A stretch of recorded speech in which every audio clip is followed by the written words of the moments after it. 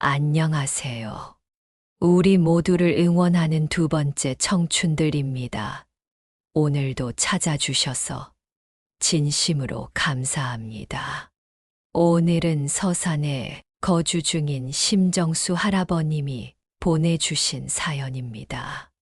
사연을 들어보시고 심정수 할아버님께 진심 어린 응원과 따끔한 조언도 부탁드립니다. 우리들이 인내해온 세월을 바탕으로 이러한 상황을 어떻게 이겨내왔는지 댓글로 남겨주시면 감사하겠습니다. 좋아요와 구독 그리고 알림 설정을 위해 소중한 1초를 사용해 주신다면 두 번째 청춘들 모두에게 큰 힘이 됩니다. 사연 바로 시작하겠습니다. 아니, 이게 뭐예요? 왜 아무것도 없어요? 그래도 사위가 일 끝나고 제사 지내고 힘들게 왔는데 용돈도 한 푼 없이 보내는 게 어디 있어요? 와서 밥밖에 더 먹었냐? 음식도 뒷정리도 전부 다 내가 했다. 힘들까봐 일부러 일도 안 시켰는데 무슨 소리야? 그래도 그렇죠. 요즘 세상의 장모 제사 챙기려고 오는 사위가 있어요. 예, 대답해 보세요. 그리고 갑자기 왜 그러세요? 늘 주시다가 한 푼도 안 주면 저랑 사위가 또 오고 싶겠냐고요. 그게 문제라는 거야. 내 말은 진심으로 오는 것이 아니고 용돈 받으러 오는 거지 않냐? 말을 왜 그렇게 하세요? 지금 어이없고 서운한 게 누군데요? 안녕하세요. 저는 올해 팥새로 자식이 딸 하나 있고 아내는 일찍이 세상을 떴습니다. 그때가 딸이 8살 때였습니다. 시작부터 풍족한 가정 환경은 아니었지만 악착같이 살고자 했습니다. 하지만 냉혹한 말로 돈 버는 사람이 한 사람 줄어버리니 그때부터 더욱 힘든 생활이 되었습니다. 딸내미는 옆집에 사정사정하여 맡겨놓곤 시장에서 얼음도 나르고 이곳저곳 부르는 곳에서 막노동도 하였습니다. 그야말로 안 해본 일 없이 돈만 준다면 밤낮이고 뼈를 갉아가며 다 해보았다고 해도 과언이 아니었습니다. 매일같이 바쁜 나날에 딸 도시락을 쌀 줄 몰라 옆집에서 동냥해온 맨밥과 김치만 싸주며 하루하루 힘들게 살았습니다. 지금도 그때를 생각하면 눈물이 흐르곤 합니다. 얼음을 대던 점포 옆에 선지국 집이 있었는데 저는 그곳에서 자빌도 도왔고 틈틈이 일을 했습니다. 갑자기 선지국집 사장이 폐암 말기 진단을 받게 되어 나한테 가게를 해보지 않겠냐고 제안했습니다. 이곳저곳 다니며 딸아이를 제대로 챙길 수 없었기에 많은 고민 끝에 정착을 원했던 저는 무리해서 장사를 시작했습니다.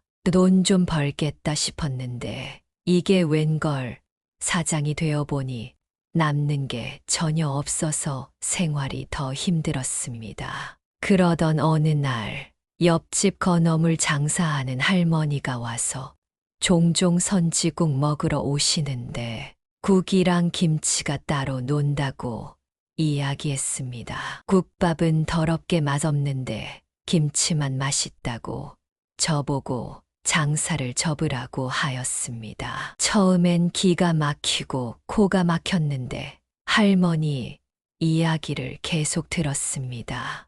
이럴 거면 차라리 김치랑 여러 반찬을 팔아보라고 하더군요.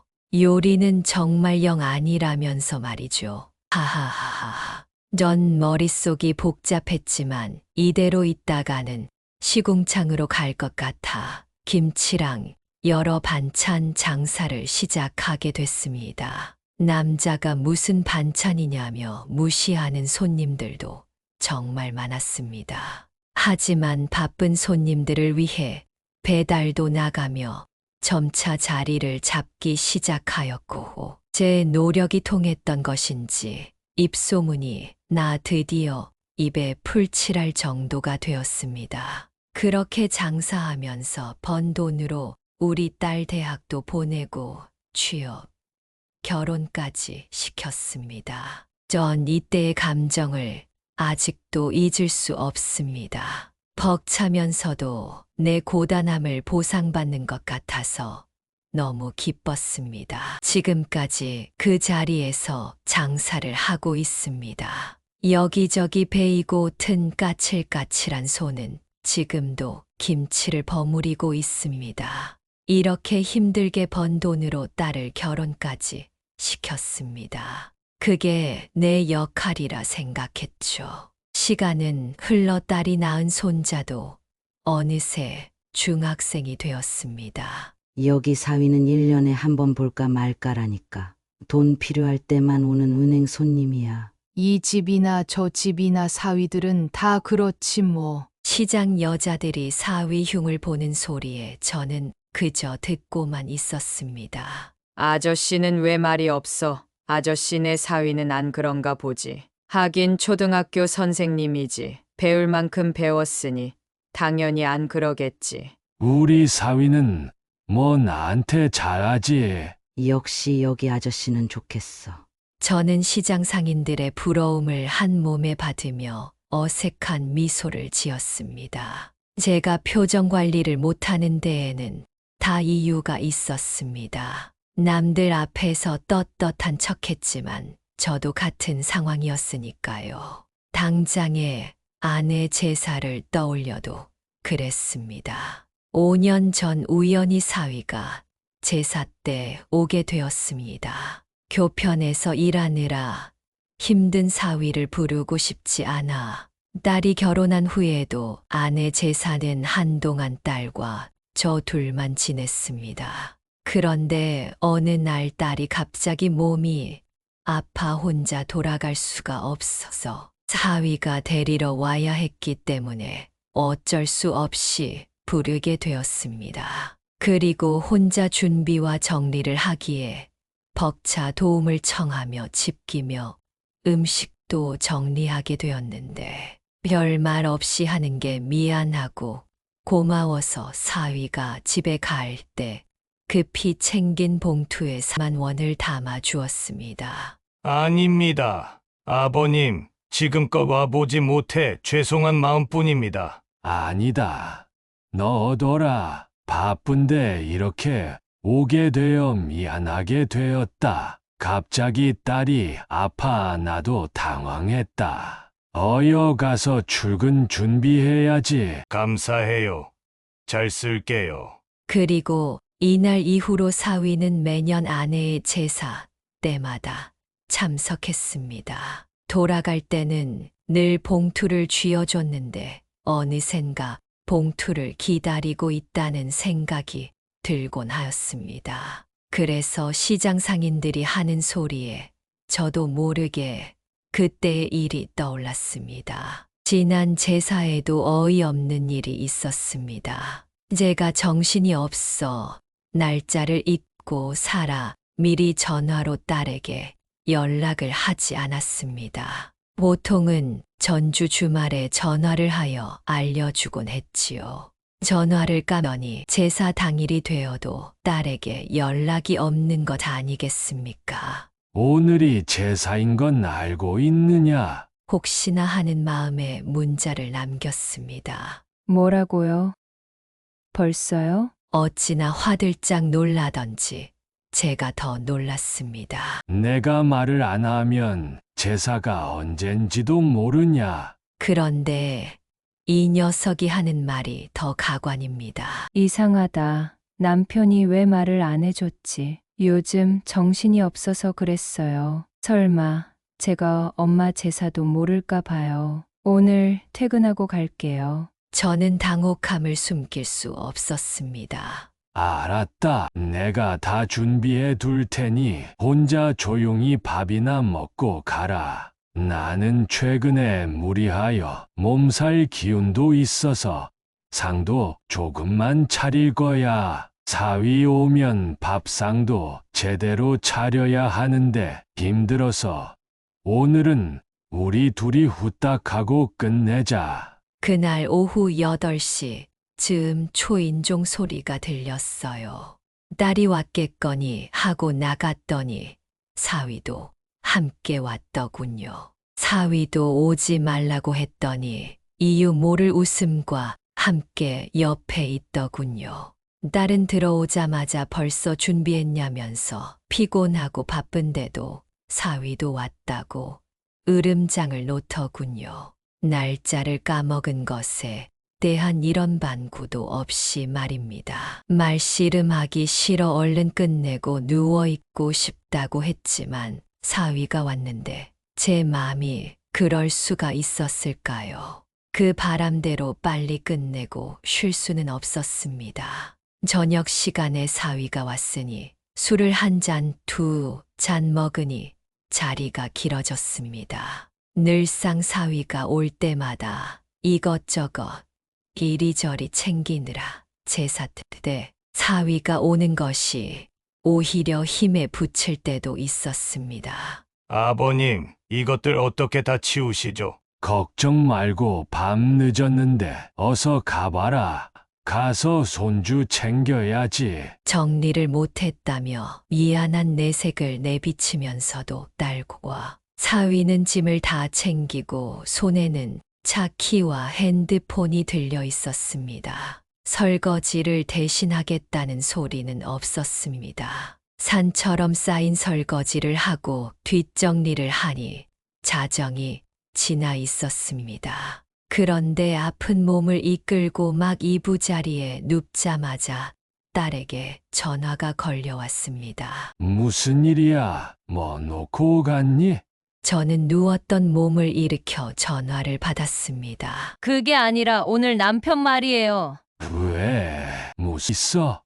저는 큰일이 난 줄 알고 몹시 놀랐습니다. 평일에 힘들게 일하고 어떻게든 시간 내서 갔는데 왜 빈손으로 돌려보내세요? 순간 무슨 이야기인지 이해가 되지 않았습니다. 그 말을 듣고 보니 봉투를 들려주는 것을 잊었습니다. 그렇지만 곰곰이 생각을 해보니 저도 할 말이 있었습니다. 전부 다 내가 준비했고 설거지도 내가 했고 너희는 와서 밥밖에 더 먹었니? 일부러 일 안 시킨 것 아니냐? 그래도 기분이 그게 아니죠. 요즘 장모님 제사 챙기는 사위가 흔해요. 그리고 갑자기 왜 그러세요? 늘 주시다가 그러면 남편이 제사 때 또 가고 싶겠어요. 그러게 오지 말라는데 왜 와서 그래? 용돈 줄까봐 온 거니?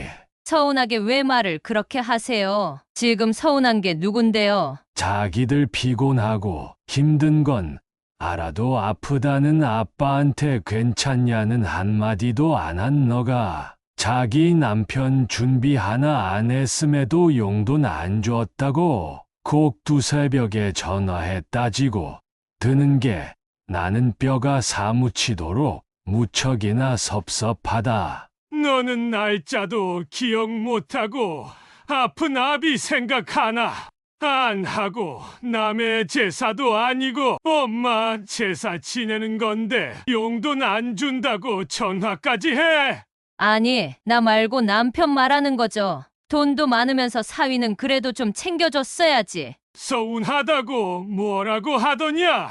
아니요. 그렇게 직접적으로 말은 안 했지만 컨디션도 있고 본인 생활도 못하고 내일 일찍 출근해야 하는데 밤늦게까지 먼 곳에 와서 제사 지냈으면 줘야죠. 원래 줬잖아요. 너는 돈을 받으려고 데려오는 거냐? 제사가 그런 존재야. 그러니까 제사 때 안 와도 된다니까. 안 주려고 안 준 건 아니었다만. 그래도 늘 섭섭지 않게 챙겨줬었는데 이런 말 들으니 더 서운하다. 그러고는 제가 먼저 전화를 끊었습니다. 그리고 한참 앉아서 생각하니 그래도 시간 내서 온 것은 맞으니 말입니다. 제가 너무 심했나 싶기도 했습니다. 하지만 화가 나고 서운한 것은 어찌할 바가 없었습니다. 그날 이후로 딸과 사위와 교류가 없었고 올해 제사 때는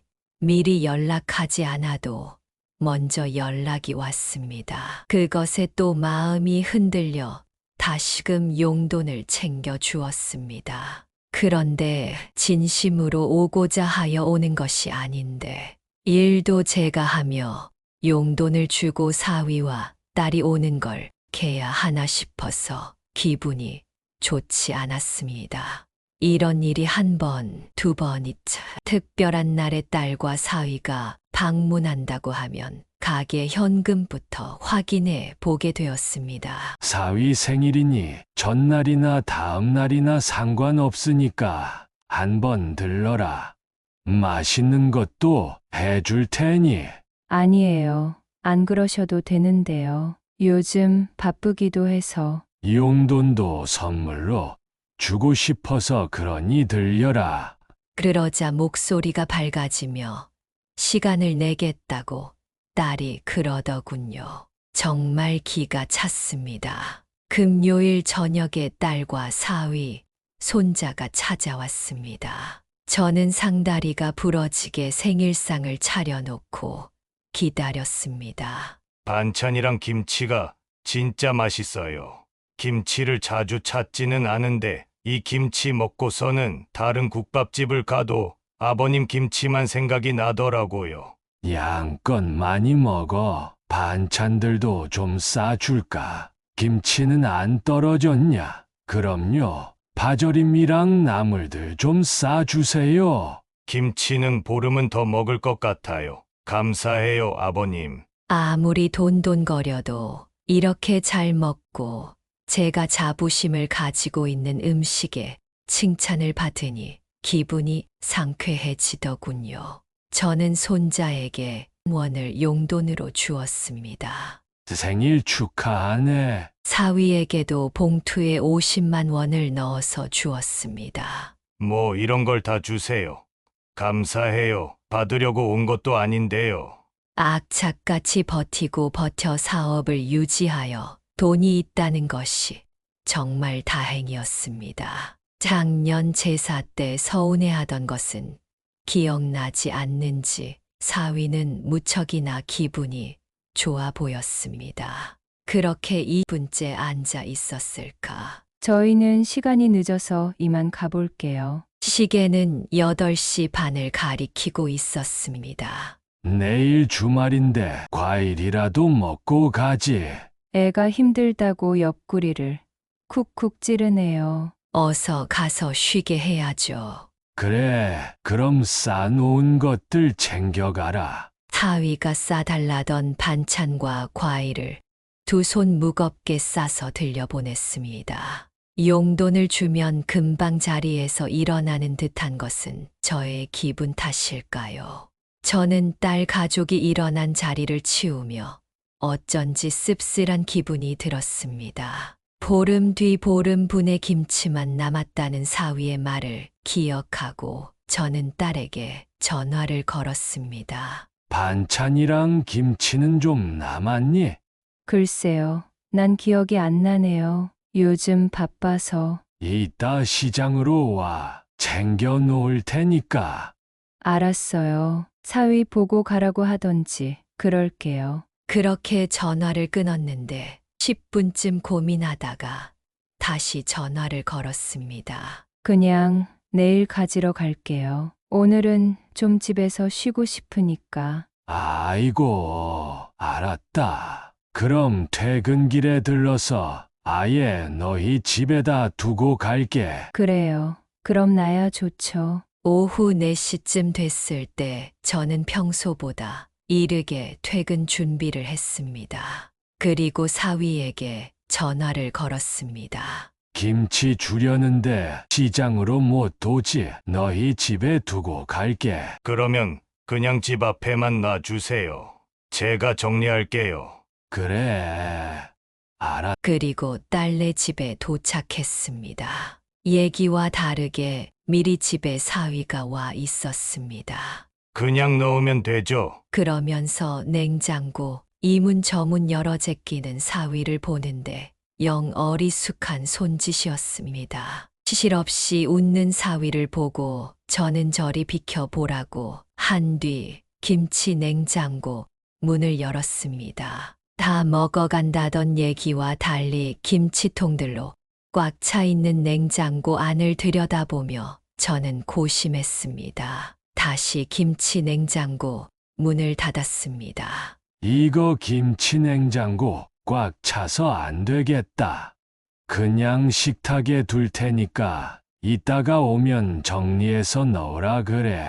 일단 냉장고에다 넣어볼게요. 사위가 냉장고 문을 열었고 냉장고 사정은 다르지 않아 보였습니다. 반찬 통들 비닐들 꽉 찼습니다. 사위가 그 사이에 김치통을 쑤셔 넣으려 하니 제가 말렸습니다. 그렇게 막 넣으면 다 떨어지지. 비켜라. 사위는 소파에 들어놓으며 말했습니다. 주말에는 내가 좀 밥도 하고 그래야지. 딸도 일하는 사람인데 그렇게 퍼질러져서. 주말에 왜 이렇게 잔소리를 하세요? 귓등으로도 안 듣는 사위를 뒤로 하고 저는 냉장고 안에 자리를 마련하기 위해 반찬통을 차곡차곡 쌓았는데 어떤 냄새가 코를 찔렀습니다. 이건 내가 준 반찬통인데 눈에 익은 반찬통 하나를 열어보니 썩은 내가 진동했습니다. 에구머니나 여기서 냄새가 나고 있었구나. 다른 반찬통 몇 개를 더 열어보니 한 달도 더 전에 싸 주었던 음식들까지 고스란히 들어있는 상태였습니다. 도대체 언제 싸줬던 음식인지도 가물가물했습니다. 봉지에 쌓인 반찬통을 본 순간 정말 배신감이 들었습니다. 지난번 생일에 챙겨준 반찬이었습니다. 아예 풀러보지도 않은 반찬 봉지가 냉장고에서 상해가고 있었습니다. 그때 맛있다고 했던 사위의 칭찬이 주마등처럼 지나갔습니다. 진심인 줄 알고 여러 반찬을 챙겨줬던 건데 괜히 챙겨줬다 싶은 마음이었습니다. 달래 온다고 종일 땀 흘려가며 준비했던 음식들이었습니다. 먹다 남아서 버리는 것까지는 이해가 가도 보름 동안 아예 꺼내보지도 않았다는 것이 충격적이었습니다. 요즘 젊은 사람들은 집에서 밥을 잘 안 해 먹는다지만 꺼내서 먹기만 하면 되는 걸 이렇게 방치하다니. 그리고 안 먹을 거면 애초에 싸가질 않으면 될 일 아니겠습니까? 힘들게 싸준 정성이 무시당했다는 생각에 화가 치밀어 올랐지만 꾹 눌렀습니다. 저는 김치통을 얼른 넣어놓고 냉장고 문을 닫았습니다. 자신의 집도 아니고 사위 살림이니 냉장고를 열어본 것은 저의 잘못이니 가타부타 하기도 꺼려졌습니다. 넣어놨으니까 나중에 김치 냉장고에 옮겨라. 같이 식사하고 가세요. 됐네. 집에 가서 쉬련다.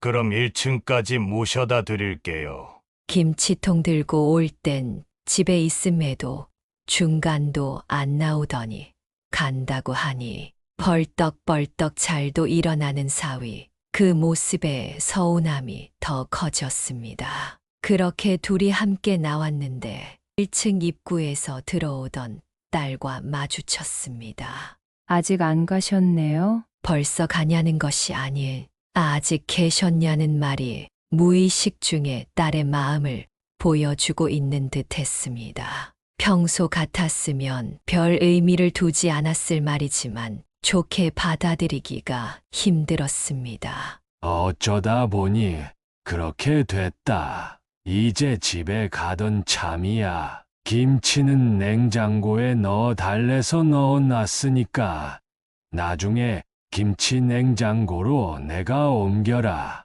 냉장고예요? 딸의 안색이 창백해졌습니다. 한 목소리로 잘 가세요 란 말이 흘러들렸고 저는 돌아섰습니다. 사위의 시야에서 벗어나자마자 저는 모퉁이를 돌아 서운함과 착잡함에 잠시 서 있었습니다. 고지어 딸과 사위의 목소리가 들려왔습니다. 그러게 당신이 시장에 가서 김치를 가져오지. 왜 아버님이 집에 오시게 해? 갖다 주면 좋지 왜? 아니면 당신이 아까 시장에 들러서 가져왔으면 됐잖아. 거기까지 언제 가? 게다가 시장 냄새에 김치 냄새까지 하루 종일 신경 쓰인단 말이야.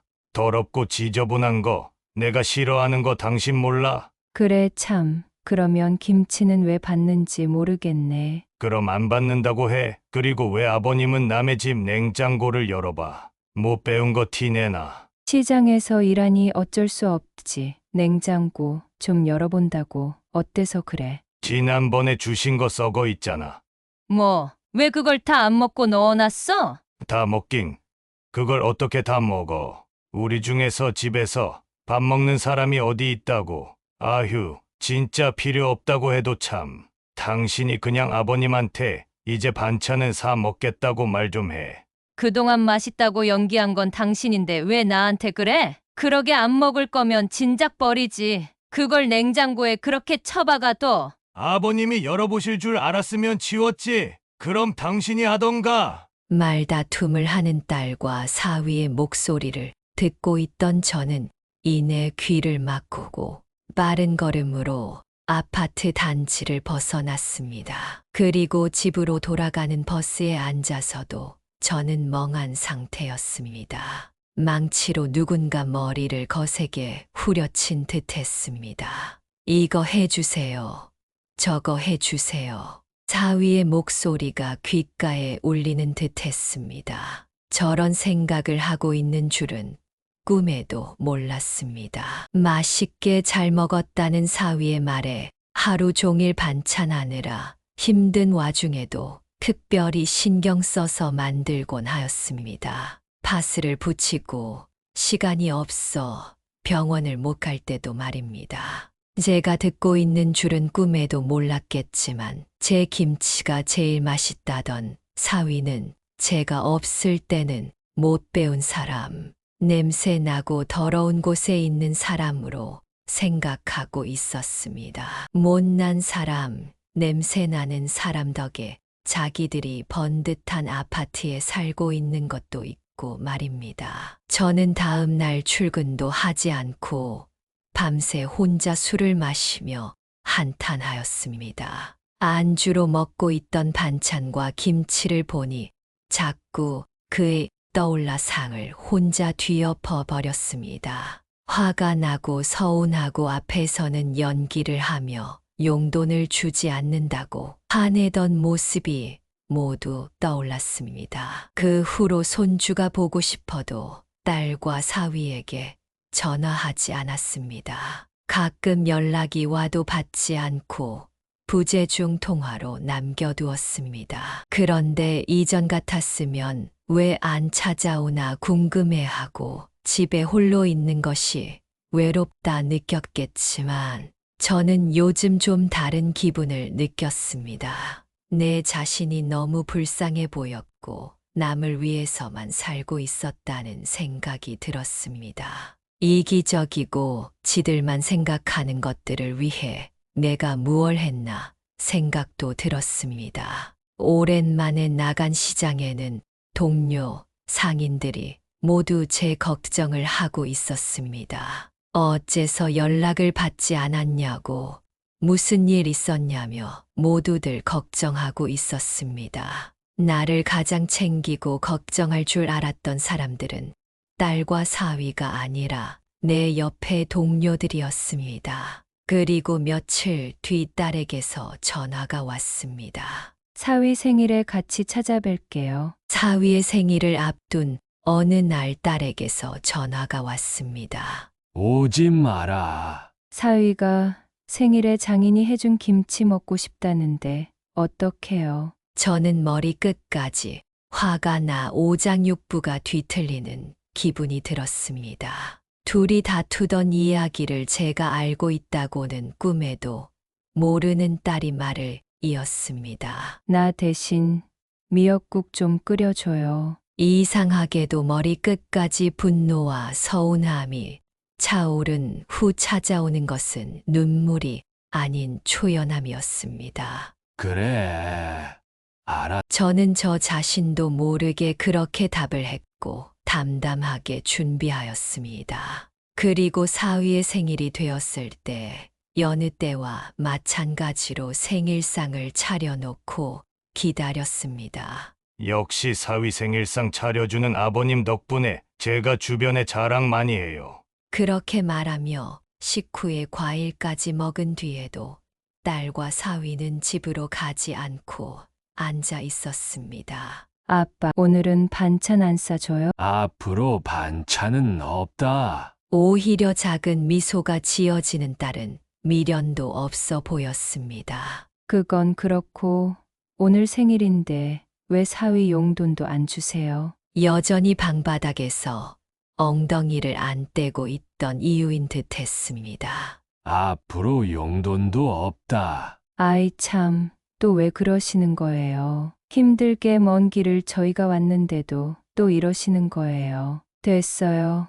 그럼 볼일 없다는 표정을 지으며 돈을 주어도 안 주어도 금방 일어나는구나 속으로 생각했습니다. 나가는 뒷모습들을 보며 오늘 결판을 내야겠다고 생각했습니다. 그래야 제가 앞으로 살 수 있을 것 같다고 생각하였기 때문입니다. 가슴에 진 응어리가 켜켜이 쌓여 바위처럼 내려앉는 기분을 당장이라도 부수고 싶었습니다. 내가 알고 있는 사실을 전하기 위해 그래서 딸과 사위를 따라 내려갔습니다. 지하 주차장에서 딸의 차가 있나 찾는데 또다시 사위의 목소리가 들렸습니다. 아이씨, 열받게. 괜히 온 것 같네. 아무래도 아빠가 눈치를 챈 것 같다. 아니, 그거든 뭐든 너무하시잖아. 내일 출근하는 날인데도